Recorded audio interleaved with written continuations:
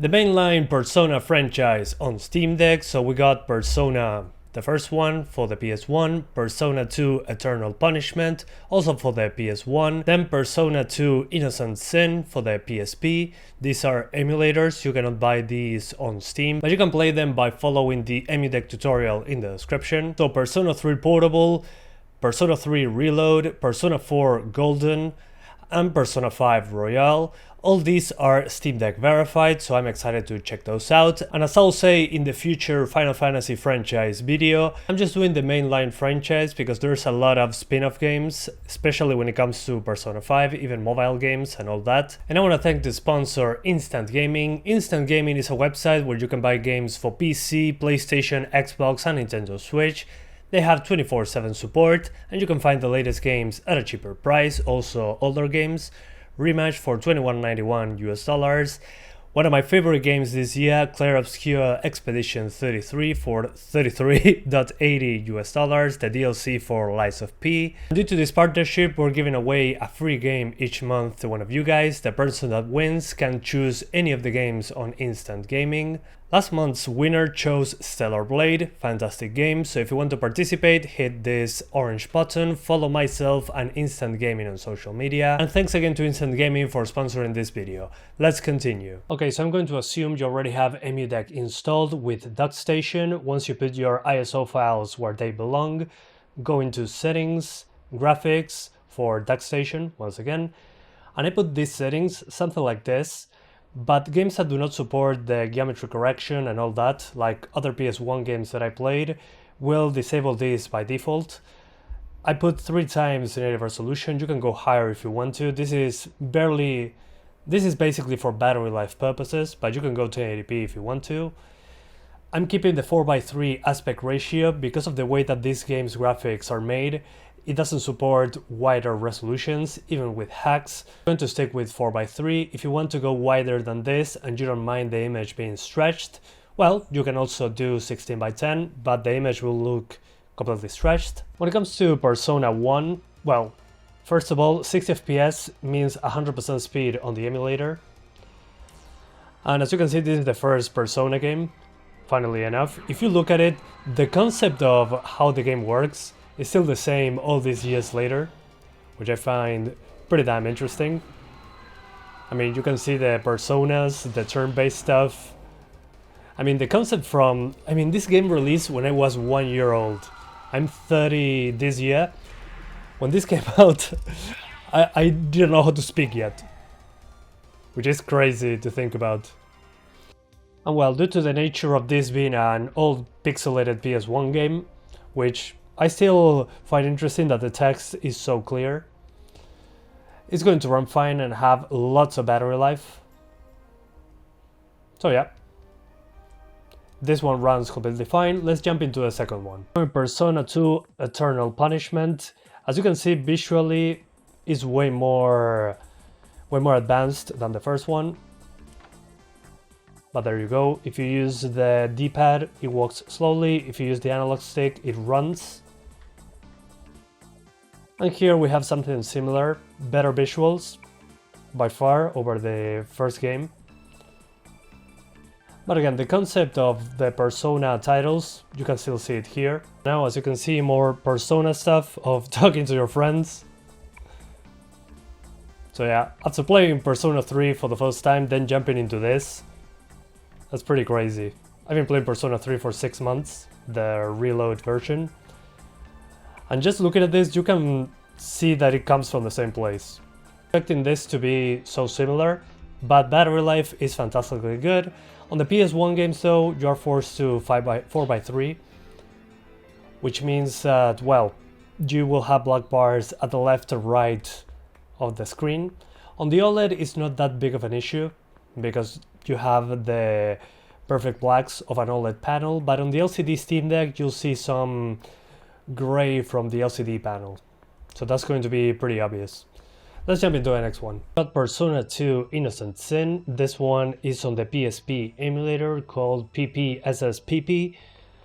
And as you can notice, at least in comparison to the previous one, it looks a little bit more flat, but for a portable, at least at this time of back then, it makes a lot of sense. 30 FPS, on the menus it's 60 though. And this is the people you find along the way.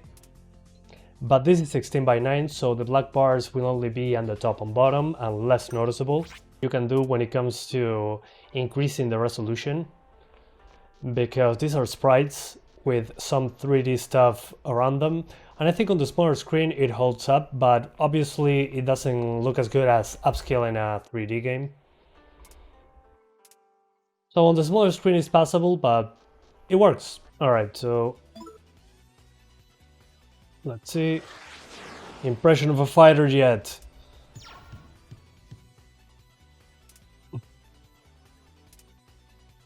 Dude, that's hilarious. Okay, so that character just ran away. Let's jump into the next one. This, again, like 8 hours of battery, and you only have black bars at the top and bottom because it's 16:9, but it works completely fine, 100% speed, as expected. I forgot to mention the resolution from PSPP is 3 times the PSP, so that's the information that I wanted to convey. Let's jump into the next one.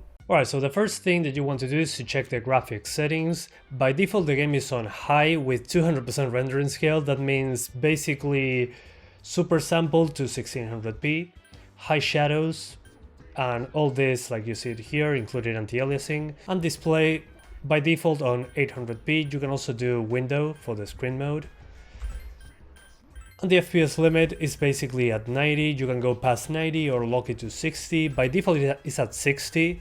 For battery life purposes, only on combat I would say, I'll keep it at 60, and on the graphics, or basically put it at 150 maybe, or at 100 even, if you want even more battery out of this one, but it's super easy to run. Persona 3 portable, so this one is basically the PSP version of the game with lots of improvements. It also came out for Nintendo Switch, PlayStation, and Xbox, so you can play it on basically everything. And if you played, like me, only the only the remaster, better said the remake, this will look pretty weird, because we're used to run around like in Persona 5 or newer games like that. But this is basically, again, the PSP game with lots of visual improvements and quality of life. But it's very interesting to see what I saw in the remake, the reload version, over this one.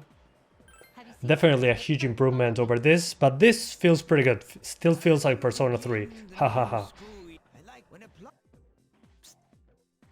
Despite some of the backgrounds looking a little bit too AI upscaled, this part especially, the drawings of people speaking are very well done, considering the higher resolution over the PSP. But again, the PSP version is super low resolution and it's an older version of the game.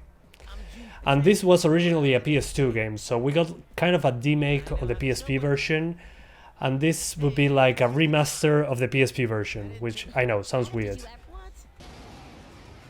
Okay, and now we're in the first combat encounter, which is more demanding than playing the rest of the game because it's more of a 2D thing with some 3D in the middle. It's so weird to see this after playing Persona 3 Reload. Don't try this at home, kids. I don't speak for experience. Persona!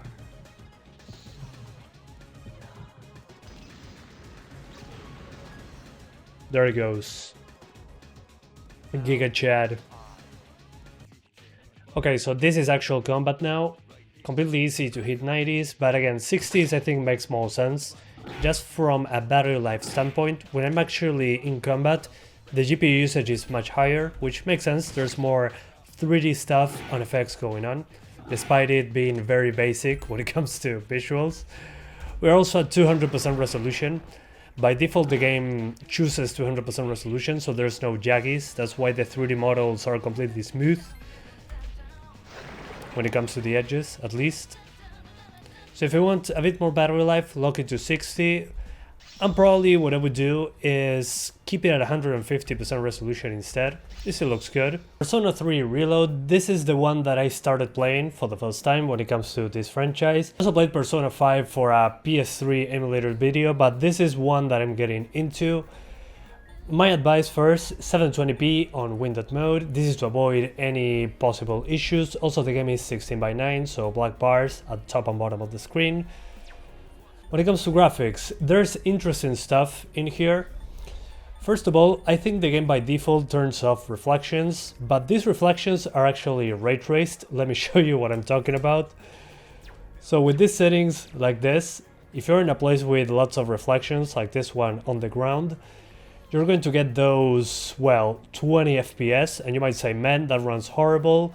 Again, apparently this is ray tracing, so let's turn those off. We'll go back into config, disable those reflections. It's saved. And now we get something that looks significantly smoother, 6 FPS in this area that was at 22. And honestly, I wouldn't tweak anything else. Just like this, the game looks pretty smooth and we don't have drops into the 20s. I wouldn't say 60 is a necessity for a game like this, especially considering that it runs at 60 even on the current gen consoles. But I think it's a good time to get into combat. When it comes to, again, performance over here, not that big of a problem, personally. Just make sure to disable those reflections. Otherwise, in places with a good amount of reflections, it's going to drop to the ground. Here, for example, you don't have a reflection, but again, who cares? I mean, the game still looks fantastic with this art style. I just wish I could disable motion blur. If you guys know how to do it, please let me know. I'll be super interested in checking that out. You can see in comparison to Persona 3 Portable, this is significantly different. You can actually run around the world.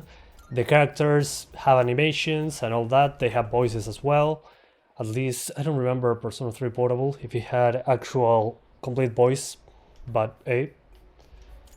So let's fast forward and go directly into combat, which is what matters the most to you guys, I guess. So despite us disabling reflections, there's still screen space reflections, which is good to see. Just the ray trace ones are the ones that we actually disabled. And here with the reflections is going to be even more complicated to render. But again, I wouldn't mind if the game ran at less than 60 because this is turn-based.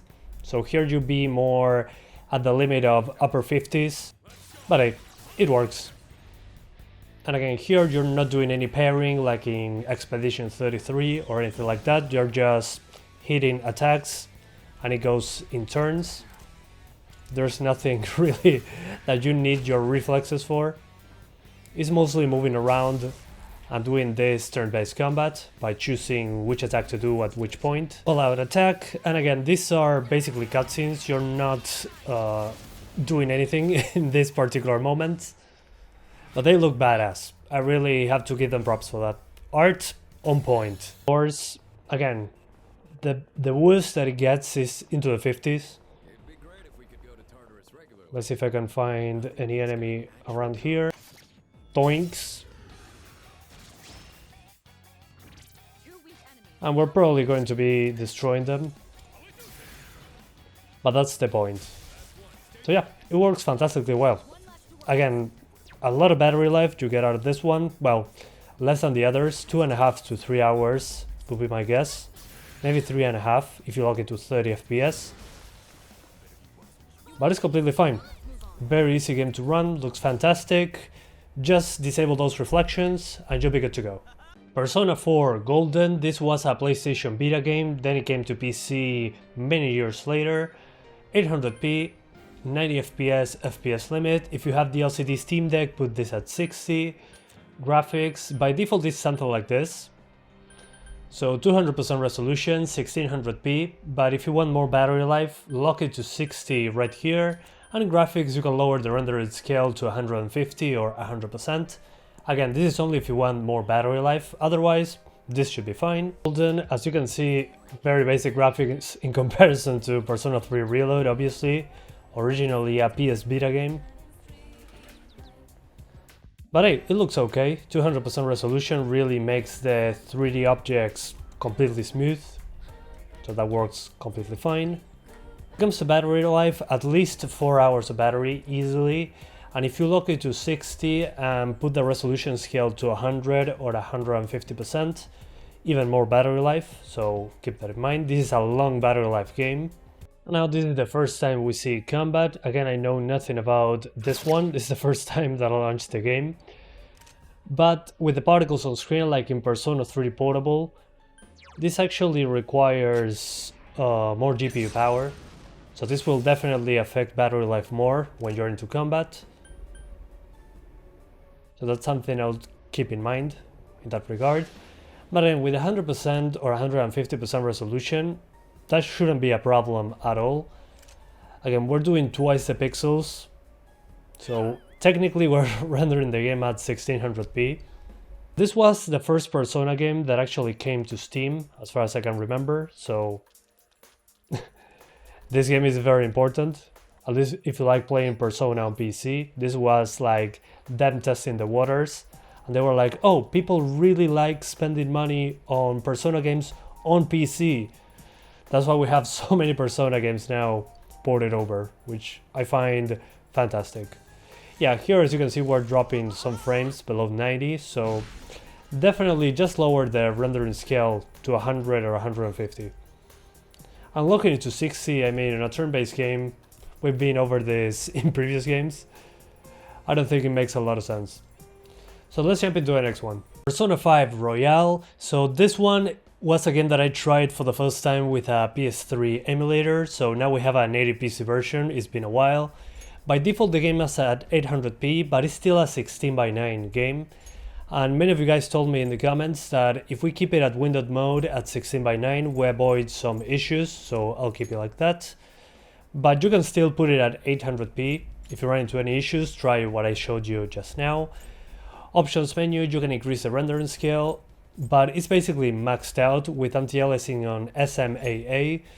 TAA wasn't a thing in this engine at the time this came out. This was, a PS3 game, so it kind of makes sense. This is the very beginning of the game. I remember, again, playing this on a PS3 emulator with incomplete graphics, and it was insane at the time. I remember Atlus being the ones that were like, hey, you cannot do that, and try to take down the PS3 emulator, and they remove every trace of documentation on how this game ran on the PS3 emulator.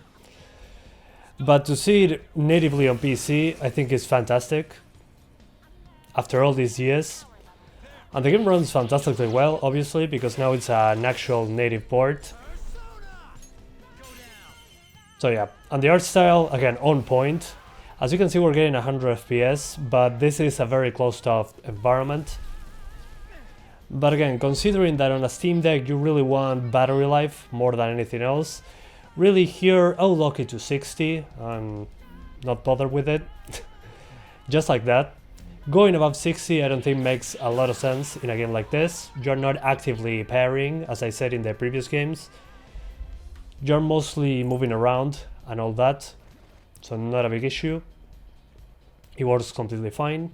This ain't like Player Obscure that you need to parry or do anything active in combat.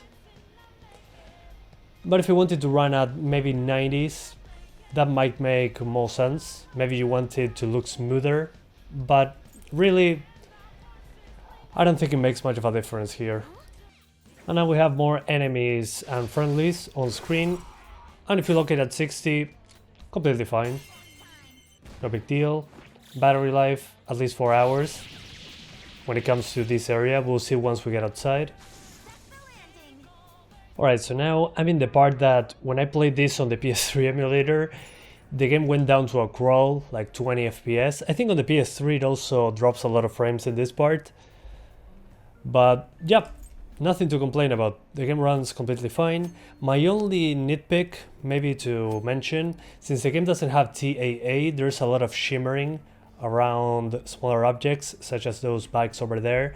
On the smaller screen it's less easy to notice, but it runs completely fine. Like it should be. I mean, this is a proper PC port, and you can also increase the rendering resolution if you don't like those jaggies. But we have SMAA going on.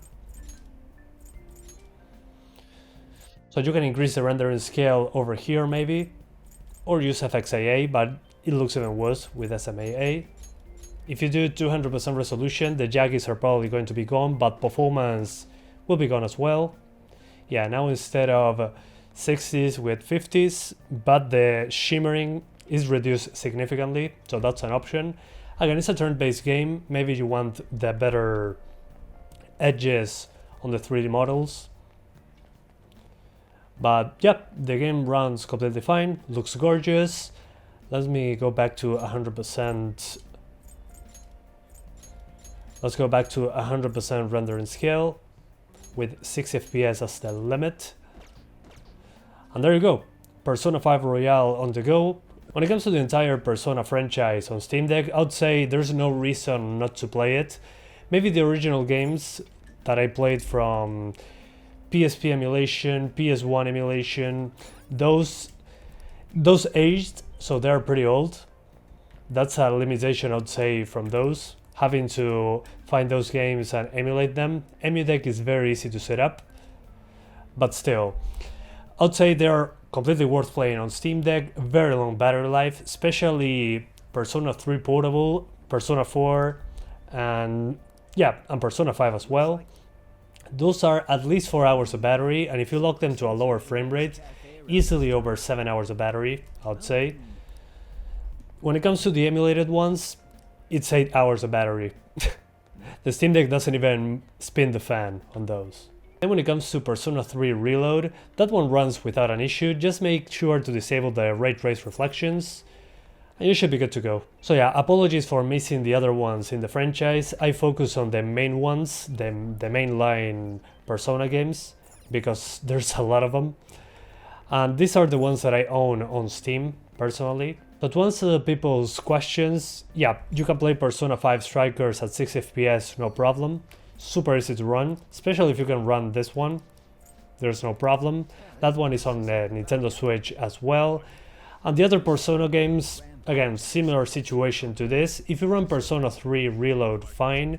All the other ones are going to be okay. So for the mainline ones, I'd say, yeah, they should be verified. I highly recommend them. Yeah, thank you guys for watching, and I'll see ya next time. Bye guys, thanks for watching.